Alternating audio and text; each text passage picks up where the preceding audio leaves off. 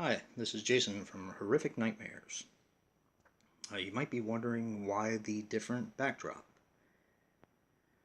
Well, as stated in a previous video, I have a lot going on this week. I have a daughter who is 27. Yeah, 27. God, it's hard for me to remember sometimes. But she is married and has since, they just bought a house. And she's one of my bigger supporters, along with my wife, for this channel, for me doing this channel. And when I was talking to her the other day, she was like, why don't you use my old bedroom to do your videos in? I thought, what a good idea. I hadn't really actually thought of even doing that. But I'm going to need to do some work, as I'm about to show you. She had a pink, fluorescent pink walls, and fluorescent green walls. It's pretty bad. So I'm going to have to rig up something here, but seemed like a good place to do my videos where I didn't have to worry about the door or the phone or, whatever. I will still be doing videos down in my living room, is where you usually see me, at least for now. But, it's just an update of what I'm going to be doing this week, along with making videos. But, I also wanted to come up here and make this video because this is kind of personal for me. So, kind of wanted to be away from everyone. This is a video response to the Horror Man's Why Horror video. And Joe, I'm really sad for you that you lost your grandfather. I can relate. I've been there, as most of us, I'm sure, at one time or another have.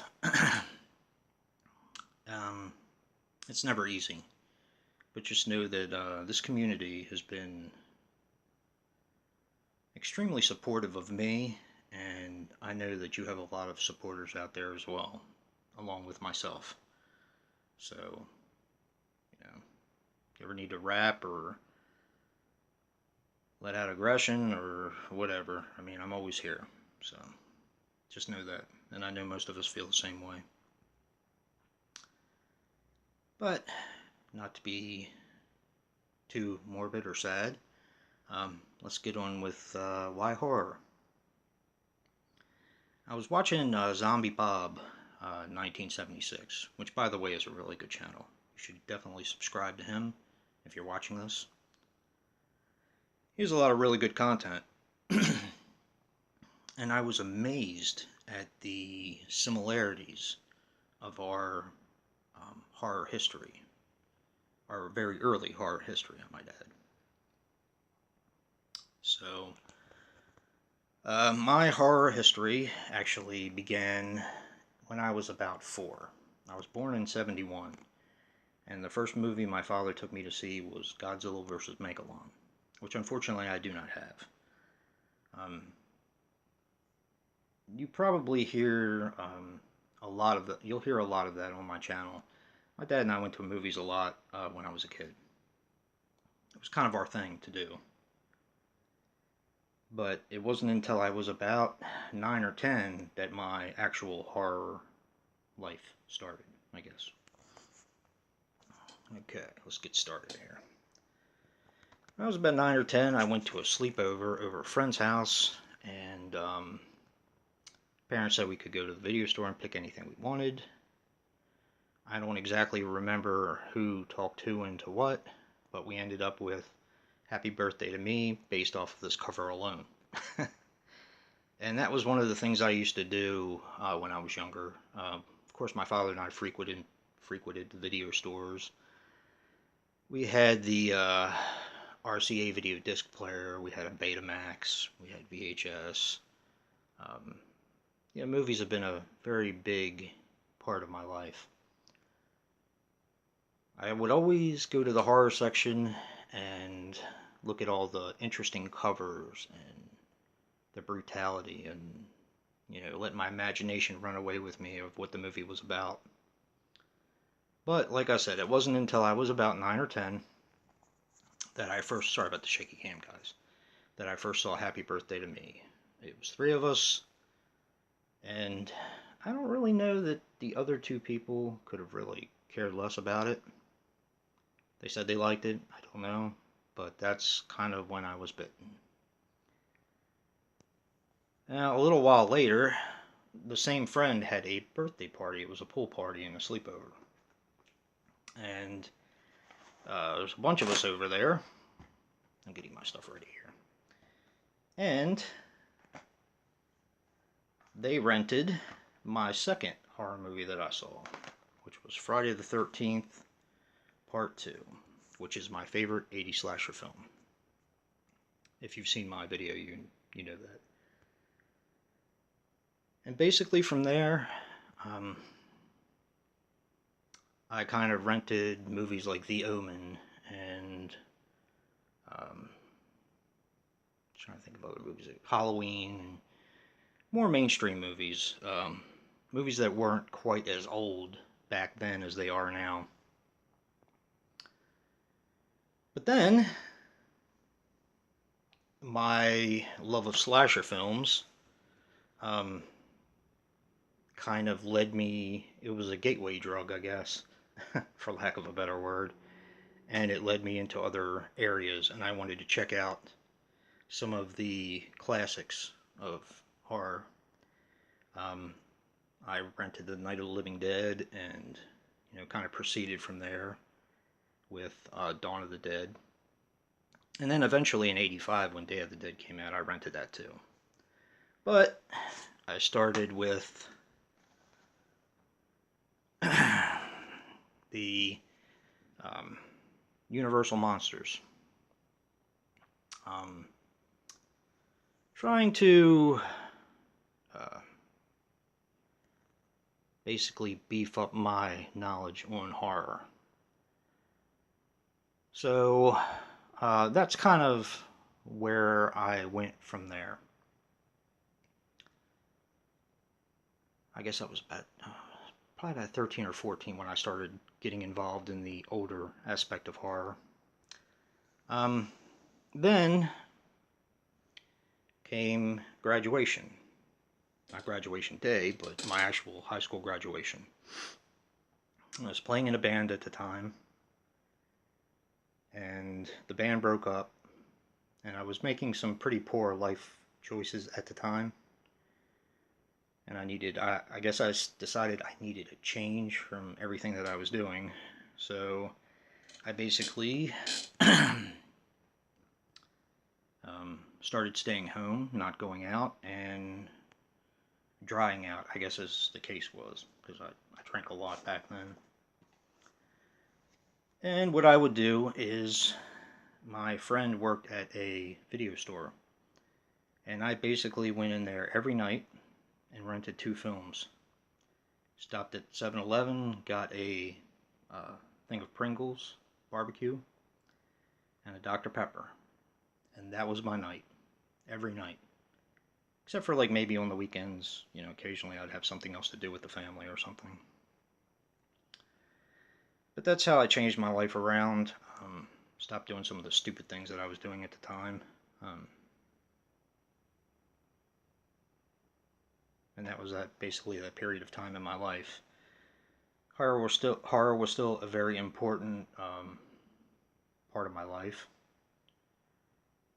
In the 90s was when my daughter was younger. I worked all the time.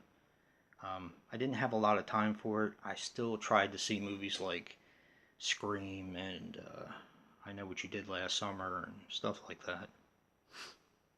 But then January the 10th of 2000 happened.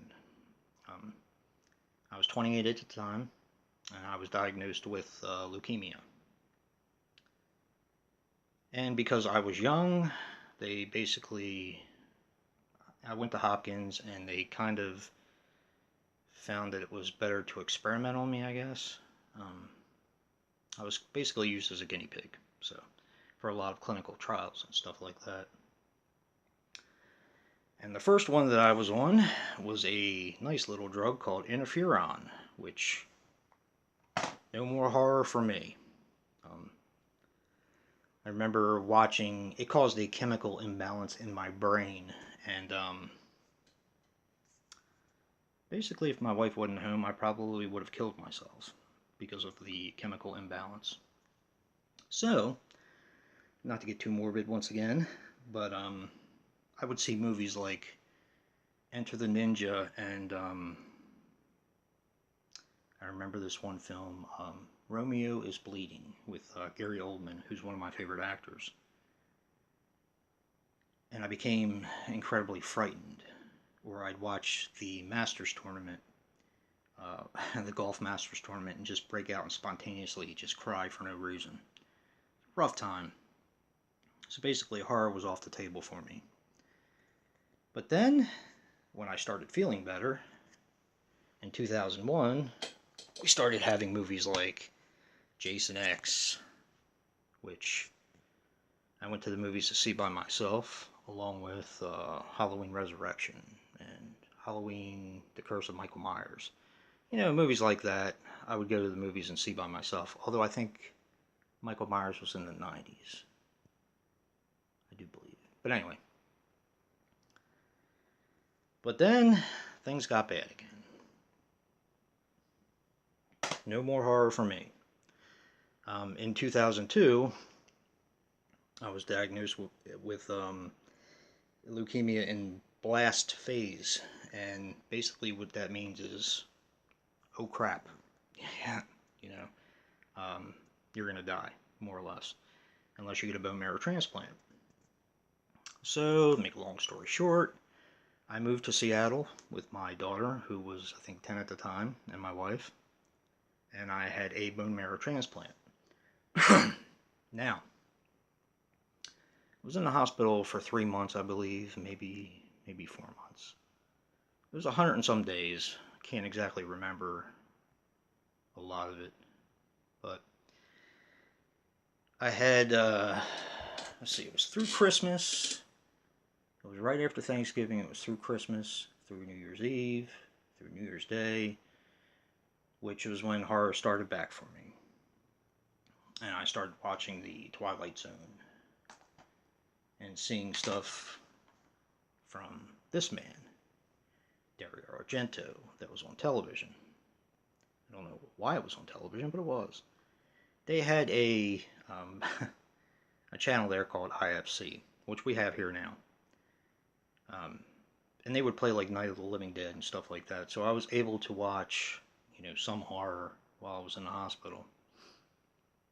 But I started getting into Italian horror, and, you know, it was a new direction for me to be in.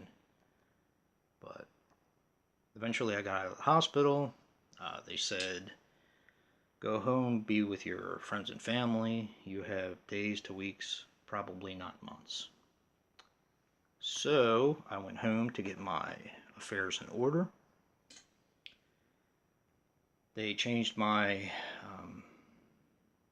drugs, my pills, just about everything that I was on at the time.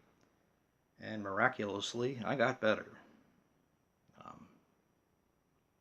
Still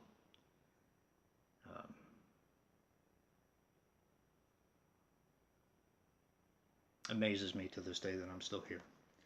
But from there, researching and watching films like Tales from the Dark Side, and my family had gotten me Netflix streaming. Started watching all these amazing low-budget horror films that I didn't even know existed, and kind of kept me afloat while I was while my body and my mind were recovering. But then, about 4 years ago, came a little company, or 5 years ago, I think now, they're having their 5th anniversary, called Scream Factory, where they were finally giving horror movies that I love their just due. And I just thought it was amazing. The different type of stuff that you could find on there, all these special features, the movies that I grew up loving, like The Beast Within and Squirm and Jeepers Creepers and stuff like that, that it finally got its just due. And even the old films like this one here, I could actually sit and watch. Pretty amazing. And it really propelled me back into horror. And I found myself really excited again about the possibilities. Well, then different companies, Code Red and Arrow, were releasing amazing stuff for people like me that had loved horror all their life. And finally giving it the treatment it deserved, which completely amazed me. Just got me so excited. So, from there, I started with YouTube, started watching for years. I think it says on my channel that I've been a member since 2015, I think. But I would watch guys like Andrew Ballina and Mood616 and guys like that. Just watching, never really commenting or even thinking of trying my own thing out at all. And I started getting into more obscure horror. Not that Moods and Andrew don't like obscure horror, but a guy named Seth at Celluloid Terror got really into his channel, and he seemed to do reviews for movies that I was curious about. Movies that I'd never heard of. Blaxploitation, exploitation, Ozploitation, stuff like that. And, it was really cool. And then to find out, not that I didn't know this, but then to find out that I could communicate with these people. And ask them questions and, talk about horror and stuff like that really kept me going. So, my daughter gave me this tablet that I'm holding in my hands, and I learned how to make videos on it, and that's basically where I am now, communicating with you guys. But that's pretty much my horror story and why I love horror. It turns my brain from dwelling on things that don't mean anything, and it puts me back at a very calm frame of mind, I guess, which sounds kind of weird because of the things that you see with horror movies. But that's why I love it. That's why I've always loved it, especially slashers. There's nothing better than a 80s slasher where you get a very nostalgic feel for what you were doing at the time, or the feelings you had at the time, or a girl you were dating at the time, or, stuff like that. Just, it's become, well, it's always been a very important part of my life, but a little bit more so now than ever. So, but it's been great communicating with all of you. And Joe, hang in there, brother. We're all here for you. So that's why horror. Until next time, peace.